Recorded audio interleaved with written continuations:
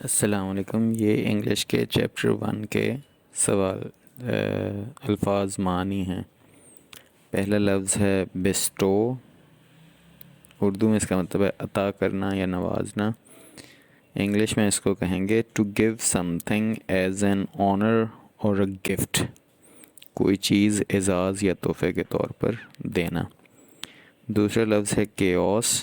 اردو میں اس کے معنی ہیں بد نظمی یا افراتفری. انگریزی میں اس کو بیان کرتے ہوئے ہم کہیں گے لیک آف آرڈر یا ڈس آرڈر، یعنی نظموں کی کمی یا بد نظمی. کمپیشن. اگلا لفظ ہے کمپیشن. اردو میں اس کے معنی ہوتے ہیں درد مندی یا رحم. اسی کا انگریزی میں ترجمہ کرنے کے لیے ایک اور لفظ ہوتا ہے، اسے کہتے ہیں سمپتھی، اور اس کا ترجمہ ہمدردی ہوتا ہے. اگلا لفظ ہے کرمبل، یعنی ریزہ ریزہ ہونا. انگریزی میں کہیں گے to break something into very small pieces. کسی چیز کو توڑ کر چھوٹے ٹکڑے کر دینا. اگلا لفظ ہے ڈیزلنگ، یعنی چکا چوند پیدا کرنے والی روشنی. خیرہ کن بھی ہوتا ہے ایک لفظ، فارسی کا لفظ ہے خیرہ کن. تو انگریزی میں کہیں گے of light so bright that you cannot see for a short time. روشنی کا اتنی چمکدار روشنی کا کہ کچھ دیر تک آپ دیکھ نہ سکیں، اس کو ڈیزلنگ کہتے ہیں. ڈائلما، شش و پنج عاجز کر دینے والی صورتحال. دو مطلب ہیں اردو میں اس کے ڈائلما کے، شش و پنج یا عاجز کر دینے والی صورتحال. A situation that makes problems. انگریزی میں اگر کہیں تو یہ کہیں گے ایک صورتحال جو مسائل پیدا کرتی ہے. اگلا لفظ ہے ڈسپنسیشن، یعنی شریعت یا نظام فطرت. اور انگریزی میں کہیں گے special permission to do something. Dispensation is special permission to do something, کسی کام کو کرنے کی خاص اجازت. اگلا لفظ ہے ڈیون. ڈیون کے اسپیلنگ ہے DUNE اور معنی ہے ریت کا ٹیلا. A small hill of sand. ریت کی چھوٹی سی پہاڑی. Eloquence اگلا لفظ ہے اور اس کا مطلب ہے خوش بیانی.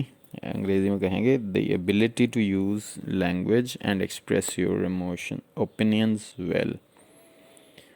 زبان کے استعمال اور اپنی آراء کا بہتر طریقے سے اظہار کرنے کی صلاحیت کو ایلوکوینس کہیں گے.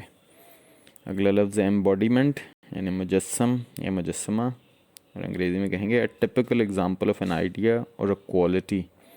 کسی خیال یا خصوصیت کی مخصوص مثال. ایمبوڈیمنٹ. اگلا لفظ ہے eradicate، یعنی جڑ سے اکھاڑنا، کلا کما کرنا.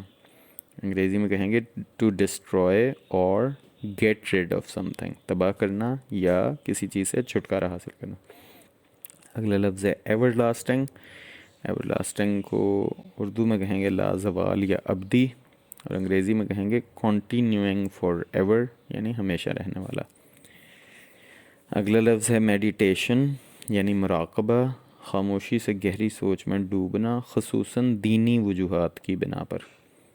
انگریزی میں کہیں گے the practice of focusing your mind in silence especially for religious reasons or in order to make your mind calm. خاموشی میں اپنے ذہن کو مرکوز کرنے کی مشق، یا خاص طور پر مذہبی مقاصد کے لیے یا اپنے ذہن کو پرسکون رکھنے کے لیے. نیکسس. نیکسس کو اردو میں مطلب ہے مربوط گروہ، حلقہ سلسلہ یا جال. A complicated series of connections between different things. مختلف اشیاء کے درمیان پیچیدہ جڑاؤ کا سلسلہ. اگلا لفظ ہے proclaim. اردو میں کہیں گے منادی کرانا. انگریزی میں بیان کریں گے to publicly and officially tell people about something important. لوگوں کو کسی اہم چیز کے بارے میں کھلم کھلا اور باضابطہ طور پر بتانا. اگلا لفظ ہے promulgation، یعنی اشاعت یا اعلان یا تشہیر. انگریزی میں کہیں گے the act of spreading an idea, a belief, etc. among many people. بہت سے لوگوں میں کسی خیال یا عقیدہ وغیرہ کو پھیلانے کا عمل کرنا. اگلا لفظ ہے proselytizing. proselytizing کو اردو میں کہیں گے کسی فرد یا گروہ کا مذہب تبدیل کرنا. to try to persuade other people to accept your beliefs, especially about religion or politics. دوسرے لوگوں کو اپنے عقائد بنوانے کے لیے آمادہ کرنے کی کوشش، خصوصاً مذہب یا سیاست کے بارے میں. اگلا لفظ ہے ریناؤنس. ریناؤنس کو اردو میں کہیں گے رد کرنا یا ماننے سے انکار کرنا. انگریزی میں کہیں گے to state publicly that you no longer have a particular belief or that you will no longer behave in a particular way. کسی خاص عقیدے کے متعلق اعلانیہ بتانا کہ اب آپ اس پر قائم نہیں ہیں یا کہ آپ مزید کبھی خاص برتاؤ نہیں کریں گے. اگلا لفظ ہے سولیٹیوڈ یعنی خلوت، تنہائی کی حالت، خصوصاً جب خوشگواری کا احساس ہو. انگریزی میں کہیں گے the state of being alone especially when you find it pleasant. تنہا رہنے کی حالت، خاص طور پہ جب یہ آپ کو اچھی لگے. اگلا لفظ ہے تھیولوجی، عقائد و مذاہب کا مطالعہ یا دینیات. انگریزی میں کہیں گے the study of religions and beliefs، مذاہب اور عقائد کا مطالعہ. اگلا لفظ ہے ٹرانسفارمیشن یعنی تبدیلی کا عمل.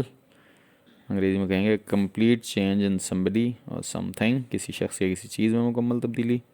ٹراپیکل بہت گرم یا منطقہ حارہ کی. the area between the two tropics which is the hottest part of the world، منطقہ حارہ کے درمیان کا علاقہ جو دنیا کا سب سے گرم حصہ ہے. اگلا لفظ ہے unparalleled، بے نظیر یا لاسانی. انگریزی میں کہیں گے used to emphasize that something is bigger or better than anything else like it. اس بات پر زور دینے کے لیے استعمال کیا جاتا ہے کہ ایک چیز اس جیسی کسی اور ہر چیز سے بڑی اور بہتر ہے. آخری لفظ ہے پہلے چیپٹر کا ورج. اس کا اردو میں اس کو کہتے ہیں دہانہ. انگریزی میں کہتے ہیں the edge of a path, a road etcetera, راستہ یا سڑک وغیرہ کا کنارہ. آج کے لیے اتنا ہی. چیپٹر 2 کے الفاظ معنی کل پڑھیں گے. السلام علیکم.